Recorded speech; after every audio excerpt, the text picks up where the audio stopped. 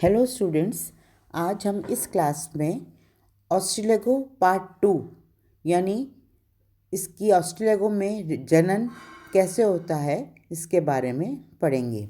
इससे पहले वाली क्लास में मैंने ऑस्ट्रेलेगो स्टार्ट किया था, जिसमें मैंने ऑस्ट्रेलेगो के वेजिटेटिव संरचना, इसमें डाई कैरेक्टराइजेशन कैसे होता है और लूज स्मट और कवर्ड स्मट क्या होते हैं इसके बारे में बताया था। उसी क्रम में आज ऑस्ट्रेलेगो में जनन कैसे होता है इसके बारे में आपको मैं समझाऊंगी। तो ऑस्ट्रेलेगो में जो जनन है दो तरह के बीजाणु से होता है। ये देखो रेड कलर में लिखा हुआ है, एक तो क्लाइमेडोस्पोर्स और दूसरा है बेसिडियोस्पोर्स। क्लाइमेडो बीजाणु और बेसिडियो बीजाणु। जीवन चक्र में सबसे पहले क्लाइमेडो बीजाणु का निर्माण होता है, जो अंकुरित होकर बेसिडियम तथा बेसिडियोस्पोर्स का निर्माण करते हैं। अब जो है क्लाइमेडो बीजाणु का निर्माण कैसे होता है, तो इनका जो निर्माण है क्लाइमेडो बीजाणु का, ये ध्यान रखिएगा कि द्वितीयक कवक जाल द्वारा होता है। पुष्पन के समय ये कवक जाल अधिक सक्रिय हो जाता है और पुष्पन क्षेत्र में पहुंचकर भ्रूणीय स्पाइक्स जो हैं उनको संक्रमित करता है। कवक जाल पुष्पों के अंडाशय में एकत्रित होकर कवक तंतुओं का सघन समूह बनाता है। ये कवक तंतु पुनः बार बार विभाजित होकर छोटी छोटी कोशिकाओं का निर्माण करते हैं, और ये जो कोशिका हैं ये द्विकेंद्रकीय कोशिका होती हैं, और ये कवक तंतु कहलाते हैं स्पोरोजिनस हाइफी। ये स्पोरोजिनस हाइफी जो है आपको बताया मैंने, इसकी प्रत्येक कोशिका जो है द्विकेंद्र की होती है, और द्विकेंद्रिका जो कोशिका होती है इन्हें हम कहते हैं क्लाइमेडोस्पोर्स। तो स्टूडेंट्स, ये जो क्लाइमेडोस्पोर्स है ये बीजाणु टैटू बीजाणु भी कहते हैं इन्हें ब्रांड स्पोर या स्मट स्पोर्स भी कहते हैं। इनके धानीय पुंज का स्मट बॉल अथवा सोरस कहते हैं। इनके धानीय पुंज को हम जो पुंज मतलब जब ये क्लाइमेडो बीजाणु इकट्ठे हो जाते हैं तो इन्हें हम कहते हैं स्मट बॉल या सोरस। अब आप इन डायग्राम्स के द्वारा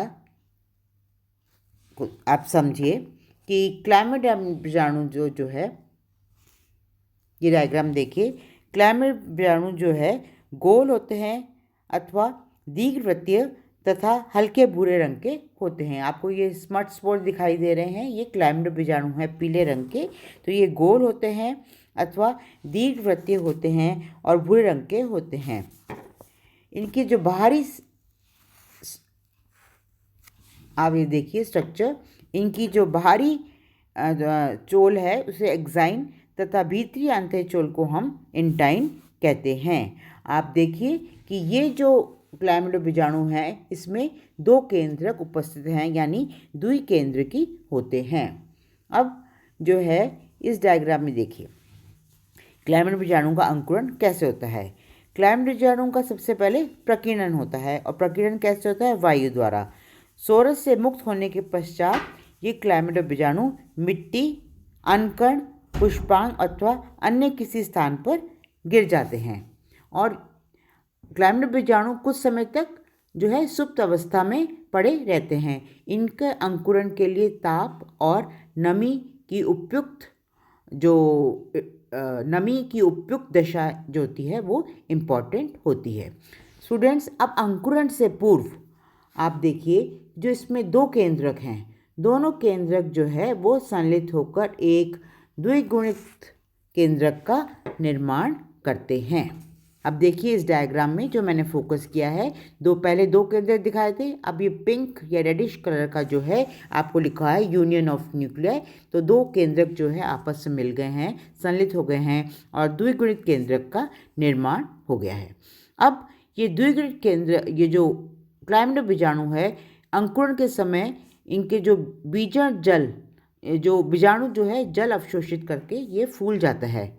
तो इनकी जिसके कारण जो बाहरी कंडकीय बाहरी चोल जो होती है वो फट जाती है, और इंटाइन जो है आप देखिए इस डायग्राम में जनन नलिका के रूप में बाहर आती है। और ये इंटाइन जो जनन नलिका के रूप में बाहर आती है इसे हम कहते हैं प्रोमाइसीलियम या एपीबेसिडियम।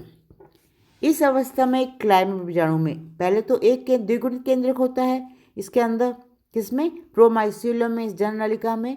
बाद में क्या होता है, इस केंद्रक में, ये जो द्विगुणित केंद्रक है इसमें अर्धसूत्रीय विभाजन होता है, जिसके फलस्वरूप इस प्रोमाइसिलियम के अंदर जो है 4 केंद्रक का निर्माण होता है। आप देखिए, आप 2, 1, 2, 3, 4 केंद्रक प्रोमाइसिलियम के अंदर दिखाई दे रहे हैं, जो इससे जिनका फॉर्मेशन हुआ है अर्धसूत्रीय विभाजन द्वारा।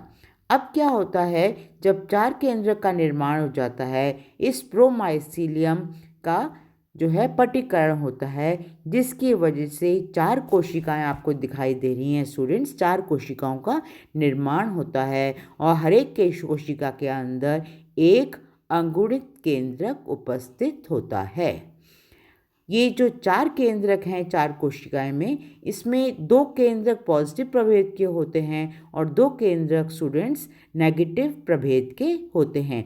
तभी आपको 2 केंद्रक थोड़े डार्क गहरे रंग के दिखाई दे रहे हैं और 2 केंद्रक जो है हल्के रंग के दिखाई दे रहे हैं, जिससे हम कह सकते हैं कि 2 पॉजिटिव प्रभेद के हैं और 2 नेगेटिव प्रभेद के हैं।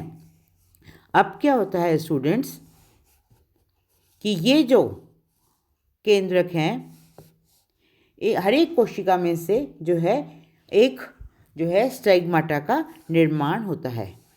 तो स्टाइग्माटा जो है और ये जो केंद्रक है ये भी डिवाइड करते हैं, और ये जो बेसिडियम की जो एपीबेसिडियम की 4 कोशिकाएं हैं, इनमें जो है स्टाइग्माटा के ऊपर जो है बेसिडियम बीजाणु का निर्माण होता है। और जो बेसिडियम के अंदर जो केंद्रक हैं ये भी डिवाइड करते हैं, जिसमें से एक केंद्रक तो बेसिडियम कोशिका में रह जाता है, दूसरा केंद्रक जो है बेसिडियम बीजाणु के अंदर जो है पहुंच जाता है।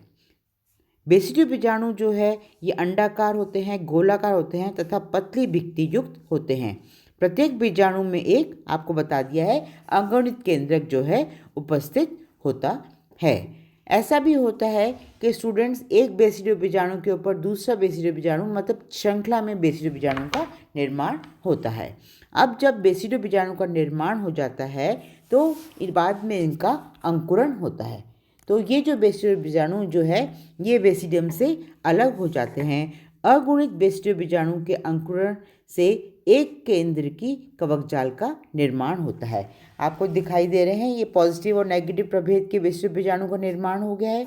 इसका स्ट्रक्चर मैंने आपको बता दिया है कि बेसिडियम बीजाणु अंडाकार होते हैं, गोलाकार होते हैं, पतली भित्ति युक्त होते हैं, और ये इसमें एन कंडीशन होती है, यानी अगुणित होते हैं। ये पॉजिटिव प्रभेद के होते हैं और नेगेटिव प्रभेद के। तो बेसिडियम बीजाणु जो है आपको बताया ये अंकुरित होकर स्टूडेंट्स ये मोनोकैरियोटिक यानी एक केंद्र की कवक जाल का निर्माण करते हैं। स्टूडेंट्स आपको मैंने बताया था कि 2 तरह के स्मर्ट रोग होते हैं, आवृत कंड और निरावृत कंड।